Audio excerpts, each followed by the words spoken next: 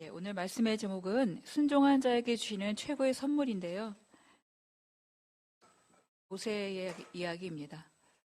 우리가 인생의 성장기를 따라서 연구한 많은 학자들이 있는데요. 그 중에서도 잘 알려진 장 삐아제 대표적이죠. 스위스 철학자이자 발달 심리학자입니다.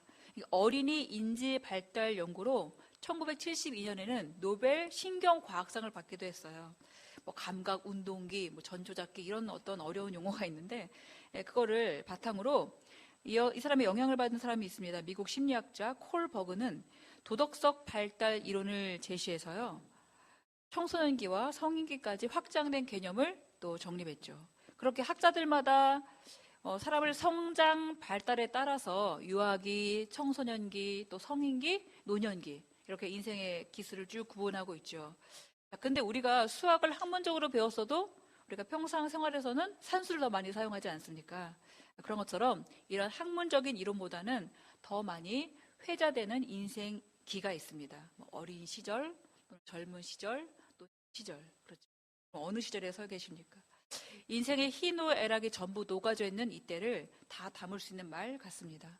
이렇게 인생을 크게 3단계로 나눠서 구분해서 살았던 사람이 있다면 아마 모세일 것입니다. 그가 120년을 살았는데요. 인생의 변곡점이 40세, 80세, 120세 이렇게 있습니다. 뚜렷하게 나타나요. 모세는 태어나면서 40세까지 인생 1기를 맞이하는데요.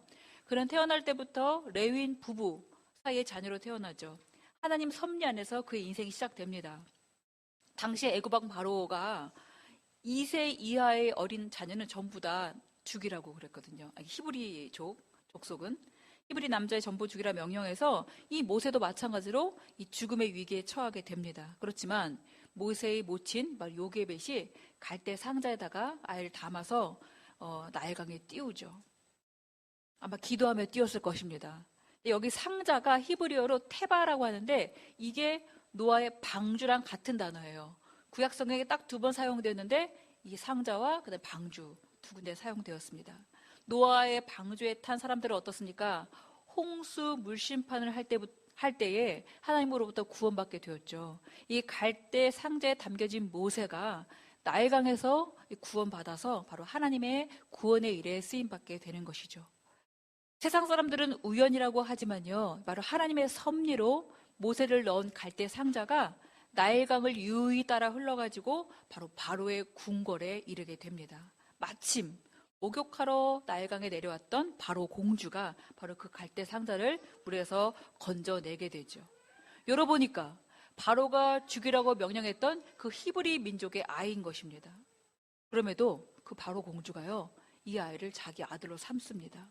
마침 모세의 누이 미리암이 그 상자를 따라서 쭉 갔거든요. 가서 이제 유모를 구하고 있는 그 공주에게 모세를 키울 유모가 있다 그러면서 바로 친모를 소개시켜드리죠. 그래서 모세는 정말 너무나도 다행스럽게 친모의 품에서 자라나게 됩니다. 이것이 아마 모세가 바로 궁에서 살았어도 히브리 민족의 정체성을 잃지 않게 된 이유인 것 같아요. 자, 그렇게 40세까지 왕궁에서 자라게 된 모세. 화려하고 부족함도 없고 모든 걸 누릴 수 있는 그 왕궁 생활이지 않습니까? 그러나 하나님은 그를 평생 이집트 왕자로 살게 내버려두지 않으십니다. 그는 태생대로 또는 친모의 양육대로 바로 자기 민족을 지나치게 사랑하는 마음을 갖고 있었는데요. 그러다 보니까 어떻습니까? 이 정의감에 좀 이렇게 불타 있었던 것 같습니다. 외부적인 풍요보다는 이 내면적인 가난함에 목말라 있던 터라 모세는 애굽인으로부터 부당하게 학대당하는 바로 동족의 아픔을 그냥 두고 보지 않았어요. 출애굽기 2장 12절 보면요. 좌우를 살펴서 사람이 없음을 보고 애굽 사람을 쳐서 죽여 모래 속에 감추었다라고 표현되고 있습니다. 그렇게 해서 동족을 구해내었어요. 그런데 다음 날 또 이제는 동족끼리 싸우는 겁니다. 히브리 민족끼리 싸워요.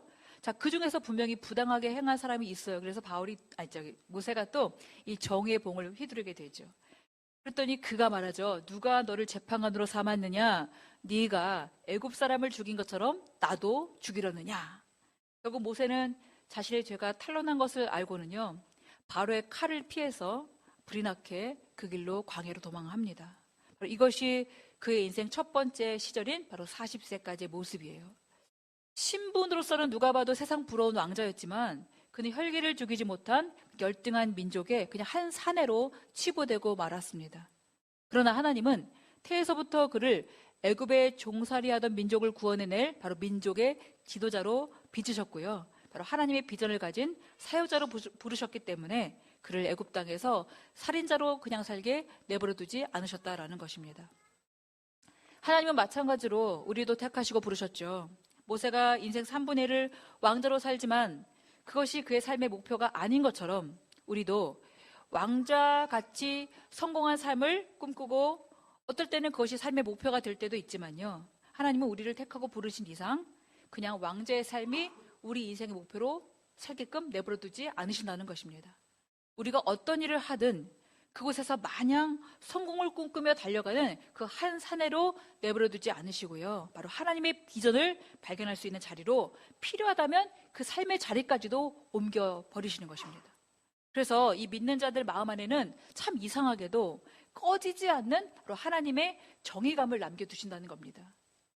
때로는 아직도 다듬어지지 않은 우리의 자아가 잘못 표출돼가지고 모세처럼 이렇게 애굽인을 죽이는 그럴 때 행동을 낳기도 하지만요. 하나님은 그것마저도 선으로 바꾸셔서 아직 죽지 않는 자를 죽이는 시간으로 바로 광야로 내몰아치듯이 이끌어내신다는 것입니다. 그러니까 광야로 뭔가 인생이 몰락한 것 같지만 하나님은 이끌어 가시는 겁니다. 모세가 인생 초반 40년을 바로 하나님의 일을 위해서 자기를 사용했던 시간이라면 이제는 광야로 도망한 모세 인생 중반기는요 80세까지 바로 자아를 죽이는 시간으로 모세를 훈련해 가신다라는 것입니다. 그렇게 바로궁에서 도망친 왕자는요 머나먼 미디안 광야에서 한낱 양치기로 그의 인생을 살게 되죠. 누가 봐도 어떻습니까? 왕자에서 양치기가 그냥 한가하게 이렇게 양을 치는 게 아니라 진짜 지금 보면 고되게 일하고 있는 아주 노동자 이런 모습이에요. 누가 봐도 어떻게 보면 몰락한 인생이죠. 우리도 때로는 이렇게 광야의 시간으로 내몰릴 때가 있습니다. 내 잘못으로 내리막길을 걷게 되든지 아니면 누군가의 잘못으로 인해서 피해를 보게 되었든지 간에 하나님은 이 몰락해 보이는 그 시간을 바로 자아를 내려놓고 하나님의 훈련을 받아들이는 시간으로 사용해 가신다는 것입니다. 왕궁에서의 40년은 사람을 그래도 부리기라도 하면서 풍요를 맛보기라도 했지만 이 광야 40년은 어떻습니까? 자신이 부림을 당하면서 이 곰핍한 생활에 반복을 하고 있을 뿐이죠. 그렇기 때문에 이 광야는요 하나님을 만나지 못하면 인생 내내 불쌍함만 연속될 뿐입니다. 그러나 그 광야에서 하나님을 만나게 된다면 그 인생은 이 땅에서 천국을 맛보며 사는 아주 행복한 인생이 되는 것이죠. 기점은 어디 있습니까? 하나님을 만나느냐 만나지 못하느냐. 그래서 하나님은 하나님을 만날 수 있는 곳으로 이 모세를 인도해 가시는데요. 어느 날 평소와 다름없이 양을 치던 모세가 이제 갑자기 양을 쭉 이끌다가 호렙산 떨기나무 앞까지 이르게 되죠. 그런데 이상해요. 떨기나무에 불이 붙으면 얼마나 훨훨 잘 타겠습니까? 마른 나무인데요. 근데 나무가 타지 않고 불만 훨훨 타오르는 것입니다. 너무도 신기하고 이상해서 그 불 가까이에 다가가려고 하자 바로 하나님의 음성이 들려오죠. 네 발에서 신을 벗으라. 그곳은 거룩한 땅이라. 모세가 신을 신고 다녔던 그 발자취는 바로 자기의 의로움 또는 자기 방식대로 살았던 삶입니다. 내가 판단자였고 내가 정의봉을 마음대로 휘둘렀던 삶이죠. 우리도 가장 많이 하는 실수가 바로 이것이라는 거죠. 내가 판단해버려요. 어떤 일을 만났을 때 내가 판단해요. 그거 맞는 것 같아. 그건 아닌 것 같아. 저 사람이 맞는 것 같아. 저 사람 잘못된 것 같아. 판단 진짜 많이 하거든요. 어쩌면 하나님께서 선악과를 먹지 말라고 하셨던 이유가 아마 그것이었던 것 같아요. 선과 악을 알게 하는 나무의 실과 아니었습니까? 내가 판단자가 되면 안 되는데 하나님만 판단자신데 우리는 그런 실수를 많이 하죠. 지금 모세가 했던 실수가 바로 그것이었던 것 같습니다. 그러나 이제는 그 삶을 스탑 하라고 말씀하세요. 신을 벗어라 라고 말씀하시죠. 왜요? 그것은 거룩한 땅이기 때문입니다. 바로 하나님께서 다스리시는 삶을 이제 살라고 모세에게 말씀해 주고 계시는 것이죠. 이제는 모세가 바로 하나님께서 다스리시는 삶이 시작된 것입니다. 여러분 어떻습니까? 여러분은 아직도 광야 같은 삶만 연속되고 있으십니까? 아니면 여러분 인생 혹시라도 내리막길을 걷고 계십니까? 그렇다면 여러분 한숨 쉬지 마세요. 이제 축복의 반경으로 들어오신 것입니다. 이제는 자아를 내려놓고 이제는 하나님의 말씀을 들을 때가 왔다는 것입니다. 곧 내 신을 벗어버리고 바로 하나님의 다스림을 받는 삶이 시작되었다는 신호예요. 엄청난 축복이 기다리고 있음을 믿으시기 바랍니다. 이제 모세는 자아를 내려놓고 바로 하나님의 이 심정을 품는 훈련을 받았기 때문에 인생 후반기는 어떨까요? 80세부터 120세가 노년기인데 바로 그때는 하나님의 비전을 이루는 삶을 살아가게 되는 것이죠. 하나님의 비전을 이루는 삶, 말이 멋있죠. 그런데 세상에서 누리는 행복과 평탄과 풍요 그런 것과 좀 거리가 멀 수도 있어요. 소위 잘 먹고 잘 사는 삶의 목표는 어쩌면 안 이루어질 수 있다는 것입니다. 근데 모세가 하나님 부르심을 받고요. 출애굽 지도자로 쓰임받을 때 우리가 잘 보듯이 평탄했습니까? 얼마나 힘들었습니까? 삶이 녹록지 않았어요. 항상 불평하고 불만 많고 불순종하는 그 수백만 명의 백성들을 데리고 그 황량한 불모지인 죽음의 광야를 그냥 세월아 내월아 지나야 했지 않습니까? 하나도 좋아 보이지 않고요. 우리 같으면 안 하고 싶은 일이에요. 아무리 지도자면 뭐합니까? 너무나 힘든데요.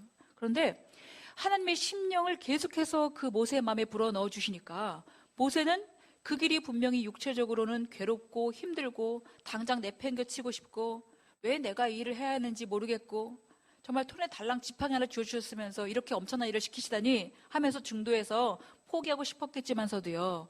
하나님께서 주신 마음은 이상하게도 그런 인간적인 생각까지도 다 녹여버리시는 거예요. 그리고는 자꾸만 하나님의 말씀에 순종하는 쪽으로 자꾸 이끌어 가신다는 거죠.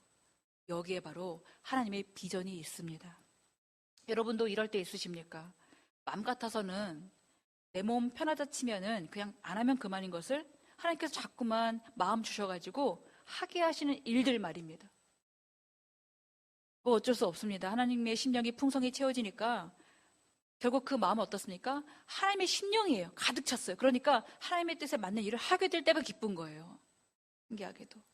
그래서 하나님의 뜻에 맞는 삶을 계속 추구해 나가게 되고 그래서인지 세상에서 잠깐 기뻤던 그 삶과는 비교할 수 없는 말로 닿을 수 없는 행복감과 또 풍요감이 이렇게 밀려온다는 거죠.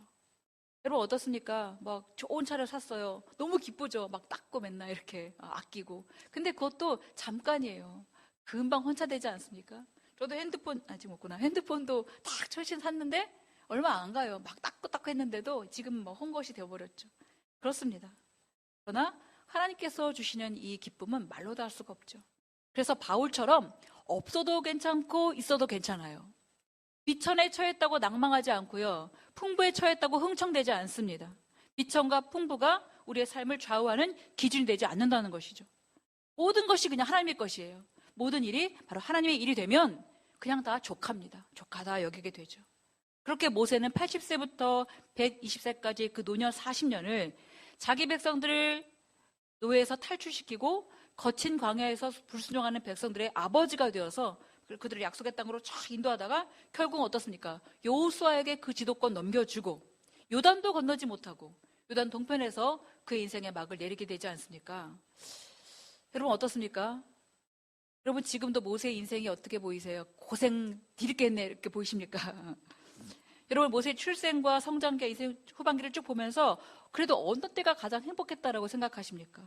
행복한 때가 있었지 않겠습니까? 모세의 고백들을 보면 하나님 보시기에 만약에 모세가 왕자의 삶으로 살아가는 것이 가장 좋은 것이었다면 그를 평생 왕자로 살게 하셨을 것입니다.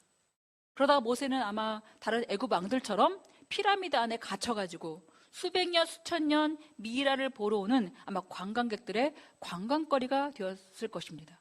그러나 하나님은 모세에게 품으신 뜻이 분명히 있었죠. 그렇기 때문에 모세에게 광야 가시떨기 나무에 불꽃을 보여주셨고요. 모세, 너가 비록 다 말라버린 가시떨기 나무 같은 그런 나무일지라도 나는 너를 태우지 않겠다. 너를 태워서 일을 하지 않겠다. 꺼지지 않는 하나님의 불로 바로 하나님의 일을 해낼 것이다 라고 분명하게 보여주신 것이죠. 그러니 이제는 너의 자아의 신을 벗고 바로 거룩한 하나님의 통치를 받는 삶으로 너가 순종하기만 하면 하나님은 또 한 사람을 통해서 바로 민족 전체를 구원의 길로 인도해 내실 것이라고 바로 구원의 비전을 품게 하셨고요. 그 일을 이루어 가시는 것을 보게 하셨죠. 그러니까 저는요, 이 신명기 마지막 장인 34장에서 모세가 하나님 말씀에 다 순종하고 나서 비스가산 꼭대기에서 생을 마감하는 이 순간이 가장 행복했을 것이라고 생각합니다. 예수님도 그러셨죠? 십자가상에서 죽을 맞이하셨지만 그는 다 이루셨다라고 말씀하셨어요. 그것이죠. 어떻게 보면은 참 실컷 고생하면서 이스라엘 백성들을 출애굽하여서 여기까지 인도해 왔는데 그 요단강 하나 왜 건너지 못하게 하셨을까? 또 모세도 얼마나 간구했습니까? 저도 저 땅 보고 싶다고. 근데 하나님께서는요, 모세를 그 땅으로 인도해 드리시지 않고요, 그냥 산꼭대기 계곡 어딘가에서 그냥 죽음을 맞이해버리게 하셨죠.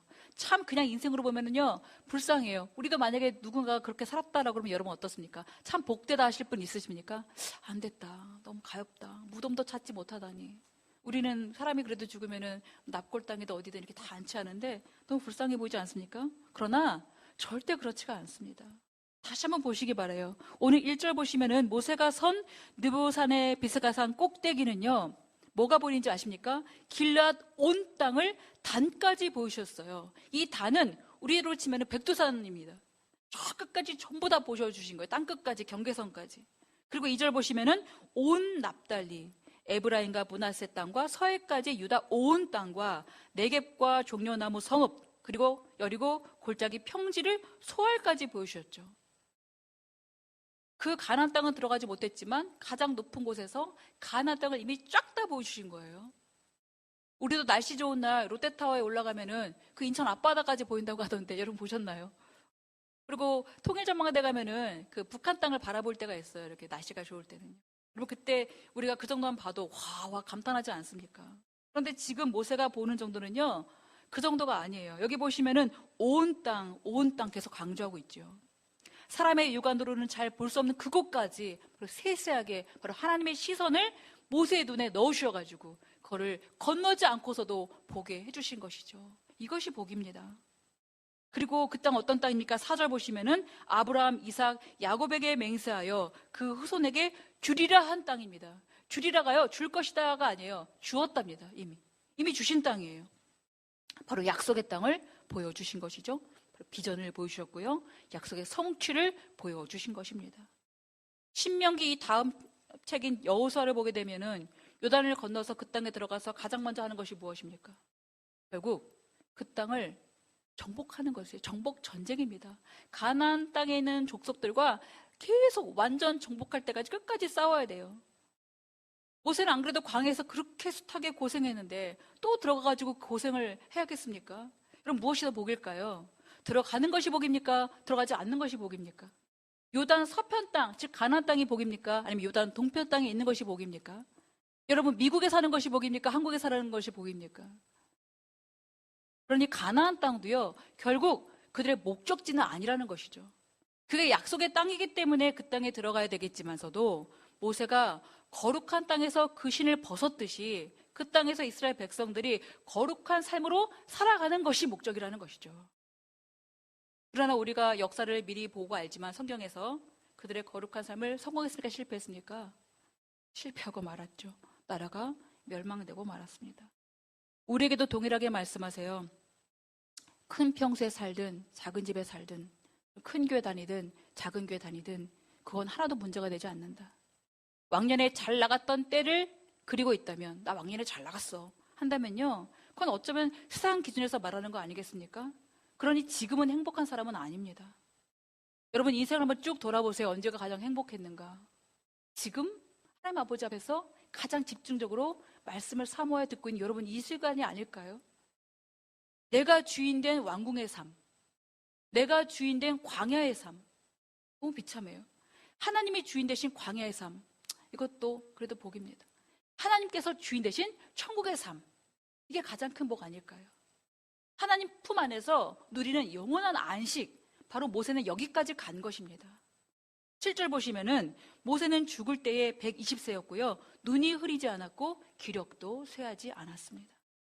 그가 육신적으로 노쇠하여 생을 마감한 것이 아니라, 그래서 고생하다 죽은 것이 아니라 바로 하나님의 비전에 충실히 순종하다가 바로 순종의 때를 마치게 된 것뿐입니다.